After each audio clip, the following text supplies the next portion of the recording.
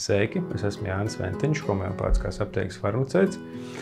Un šodienas pārunu tēma ir septembris un skolas un dārziņu gaitu uzsākšana, jo tas ir aktuāli gan principā visām ģimenēm, kuros ir bērni, tātad šiem te bērniem un arī viņu vecākiem.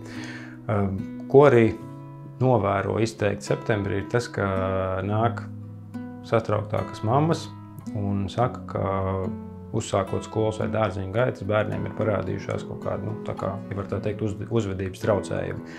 Vai nu palikuši raudulīgāki, vai nu sliktāk guļ, vai vairāk noslēdzās sevī, vai tieši otrādi hiperaktīvi un enerģijas tik daudz, ka nezinu vairs, kur likt. Tam par iemeslu visticamāk ir tas, ka ir šī te, ja var tā teikt, milzīgā vides maiņa, jo šī lielā globālā vides maiņa bērnam attiecīgi rada visbiežāk arī lielus stresa apstākļus, un stresa apstākļi var atsaukties arī uz viņa uzvedību un veselību. Teiksim, tas, ko novēro, ir, ka bērns, ja var tā teikt, krīt atpakaļ savā attīstībā un, piemēram, sāk čurāt naktī gultā.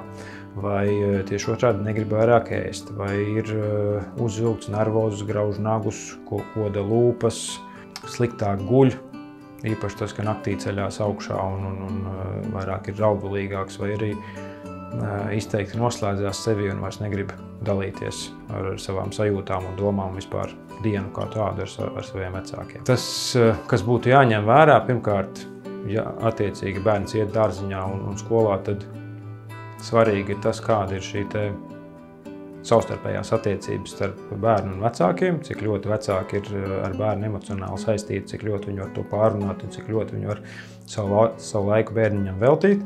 Otra lieta, kas jāņem vērā, ja pat šajos stresa apstākļos nesanāk izrunāt, sarunāt, saprasties un šādu te sarunu ziņā risināt šīs problēmas, tad var vērsties pie palīdzības pie psihologiem, vai nu viņi būtu mācību iestādēs vai arī kādā ārstniecības iestādē, kā arī vajadzības gadījumā doties pie ārstiem homeopātiem vai arī nākt uz aptieku attiecīgi parunāt, un tā rezultātā tad var piemeklēt kādu vai kādus preparātus, kas varētu palīdzēt. No homeopātiskiem līdzekļiem, kas var palīdzēt mazināt stresu bērniņam un attiecīgi uzlabot arī šo nervu sistēmu, būtu primāri, ko var minēt, ir avena komplekss graudiņos, kur sastāvā auzas, muskatrieks, dzērves, acis, un kas tad attiecīgi arī stabilizēs, normalizēs gan nervu sistēmu, gan var arī uzlabot miega kvalitāti.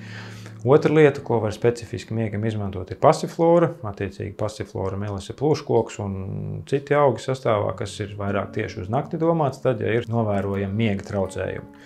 Un savukārt, ja ir vairāk tas, ka ir šī čurāšana gultā, tad var skatīties kādu preparātu, kur ir dzeltenais jasmīns jeb galzēmijum un arī ceļmalapja plantāgo.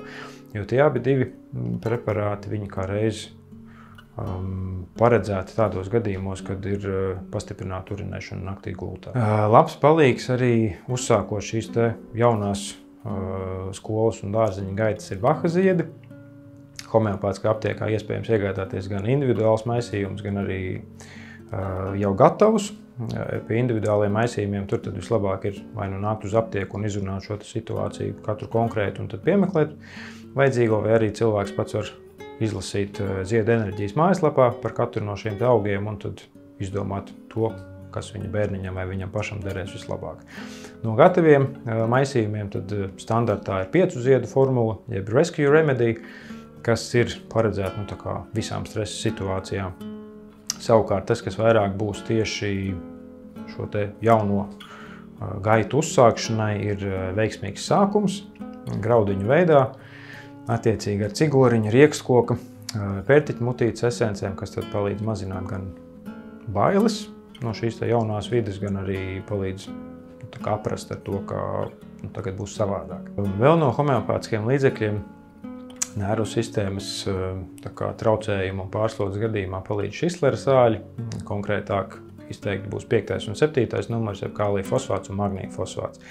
Kālija fosfāts vairāk tad, kad ir šis var tā teikt, aktīvais prāts, izteikts nogurums, un tā rezultātā tad cilvēkam ir grūtāk atslābt tīri emocionāli, savukārt magnija fosfāts, tas būs vairāk visi savilkti muskuļi, nospriegoti nervi, izteiktas nervozitātes, stresa situācijas, stresa galvas sāpes, tad, jā, attiecīgi, tad būs labāk magnija fosfāts. Savukārt par lietošanu, lietošana gan homeopātijai, gan Šistlera sāļiem var atšķirties no vecuma, no situācijas tā kā nopietnības, arī no tā, vai tas ir vairāk tā kā profilaktiski domāts, vai jau ir akūti traucējumi, tā kā to vislabāk ir pārunāt, attiecīgi nākot uz aptieku vai arī ar savu ārstu homeopātu. Savukārt Baha ziediem, nu jā, lietošanas biežums var atšķirties, bet tas lietošanas deva bērniņam neatkarīgi no vecuma vidē ir 7 līdz 10 graudiņi vienā reizē. Tad, ja ir akūti, tad var reizes 4-8 pa dienu. Ja ir jau ieildes stress, tad būtu labi vismaz nedēļas 3-4 lietot 4 reizes dienā.